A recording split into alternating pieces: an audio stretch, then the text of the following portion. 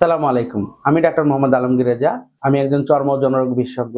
কাজ করছি Rajshahi medical college হাসপাতালে এবং আমার নিজের যে centre doctor Alamgir Reza skin and sex research centre. আমরা আজকে একটা বিষয় নিয়ে কথা বলবো। সেই বিষয়টা হচ্ছে হস্তমৈথুন, যেটাকে ইংরেজিতে মাস্টারবেশন বলে। তো আসলে মাস্টারবেশন কি এটা নিশ্চয়ই আমার বলে দেওয়ার প্রয়োজন নাই। তবে এটা মানে এইখান থেকে যে জটিলতাগুলো হয় সেগুলো নিয়ে আমরা কথা বলবো। প্রথম তো কথা থাকে হচ্ছে যে আমরা যে সেক্সুয়াল রোগী দেখি, যাদেরই সমস্যা আছে তারা প্রথমে এসে আমাদেরকে বলেন যে স্যার আমার তো অল্প বয়সে একটু ভুল হয়ে গেছে, বা স্যার আমার তো অল্প বয়সে একটু বদভ্যাস ছিল, বা স্যার আমার তো অল্প বয়সে একটা অন্যায় কাজ করা হয়ে গেছে। হ্যাঁ, তো সেই কাজটা হলো একটা মাস্টারবেশন। তো মাস্টারবেশন করার ফলে আমার তো যৌন দুর্বলতা তৈরি হয়ে গেছে। এখন প্রথম প্রশ্নটা হচ্ছে যে মাস্টারবেশনে আসলে কোনো যৌন দুর্বলতা হয় কিনা, মাস্টারবেশনে আসলে কোনো খারাপ ফলাফল আছে কিনা। বিষয়টা হলো যে আমাদের এই এই যে আমাদের টপিক্যাল কান্ট্রি, আমরা এখানে কিন্তু পুরুষদের বা মহিলাদের সবারই যৌবন কিন্তু একটু দ্রুত আসে। শীতের দেশগুলোতে যেখানে 18-19 বছর বয়স লাগে, কিন্তু আমাদের দেশে কিন্তু 12-13 বছরেই মানুষের মধ্যে একটা যৌবন প্রাপ্তির ব্যাপারটা অনেক ক্ষেত্রে চলে আসে।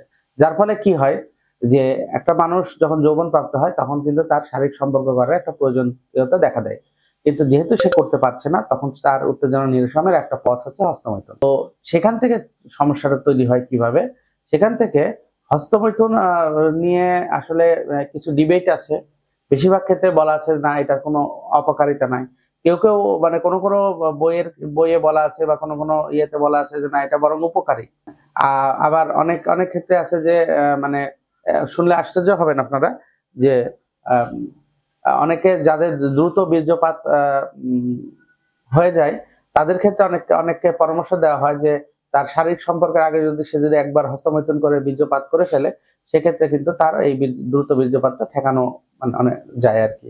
তো এইটা কিন্তু কন্ট্রোভার্সিয়াল, মানে তবে বেশিরভাগ ক্ষেত্রে বলা আছে যে হস্তমৈথুনের অ্যাকচুয়ালি কোনো অপকারিতা নাই। এখন প্রশ্নটা দাঁড়ায় যে তাহলে হস্তমৈথুন মানে যারা করে তাদের ক্ষেত্রে অসুবিধাটা কি? আচ্ছা, অসুবিধাটা হলো আমাদের দেশে একটা ধারণা আছে।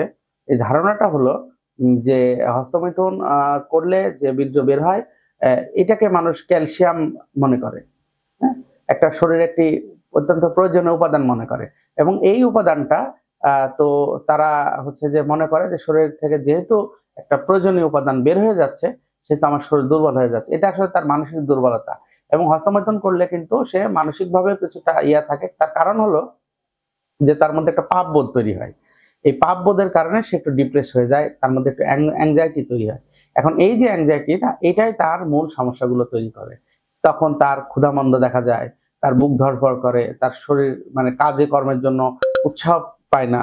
এই ধরনের যে ঘটনাগুলো সেগুলো কিন্তু ঘটতে থাকে, যার ফলে সে দিন দিন একটা অস্থিরতার মধ্যে চলে যায়, এবং তার মনে হয় যে এটার কারণে হস্তমৈথুন দেয়। এবং এই সাইকেলটা কিন্তু রিপিটেড।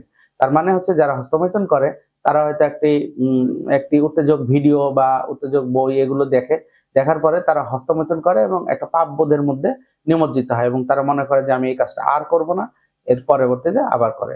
তো এইখান থেকে বের হয়ে আসতে হলে মূলত যেটা দরকার সেটা হলো একটা দৃঢ় চেতা মনোভাব। মানে আপনি যে কাজটা করবেন না সেটার জন্য, যে কোনো জিনিস, যে কোনো নেশা ছাড়ার জন্য যেটা দরকার সেটা হলো একটা দৃঢ় চেতা মনোভাব। এটা হলো এক। দ্বিতীয়ত হলো যেটা, সেটা হলো যে আপনি এইটাকে অ্যাভয়েড করবেন, এবং আপনি অন্যান্য কাজের দিকে মনোযোগ দিবেন।